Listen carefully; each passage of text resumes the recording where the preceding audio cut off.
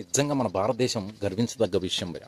ఎందువల్ల అంటారా, మన ఇండియన్ ఆర్మీ చేసిన పనికి, మన మోడీ గారు చేసిన పని మొత్తం ప్రపంచమే నోరెళ్ళబెట్టి చూసింది ఈ ఆపరేషన్ సింధూర్ వల్ల.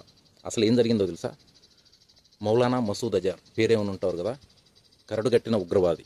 1994లో జమ్మూ అండ్ కాశ్మీర్లో అరెస్ట్ కాబడి, ఆ తర్వాత 1999లో విమానం, మన ఇండియా విమానం హైజాక్ చేయబడ్డప్పుడు వారు పెట్టిన కండిషన్స్ వల్ల ఈ మసూద్ అజార్ని విడిపించడం జరిగింది. ఆ తర్వాత అతను జైష్-ఇ-మహమ్మద్ ఒక ఉగ్రవాద సంస్థను ఏర్పాటు చేసి, ఆ తర్వాత parliament attacks, Mumbai attacks, even మన పుల్వామా కాన్వాయ్ అటాక్, కనీసం 40 మంది సిఆర్పి జవాన్లు చనిపోయారు, మనకి గుర్తుంటే ఉంటుంది.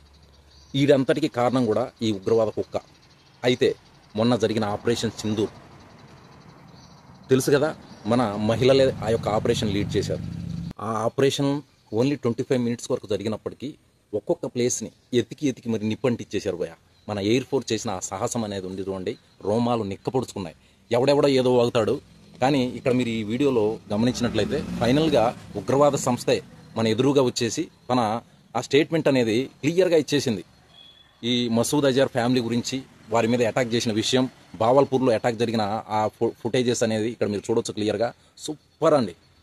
నిజంగా మన సైన్యానికి అలాగే మోదీ గారికి సెల్యూట్ తప్పకుండా చేయాలి. 7 मई को भावलपुर के अंदर मौलाना मसूद अजहर की फैमिली के लोग, बहने और बेटे और बच्चे रेजा रेजा हो गए, टुकड़ों में तकसीम हो गए.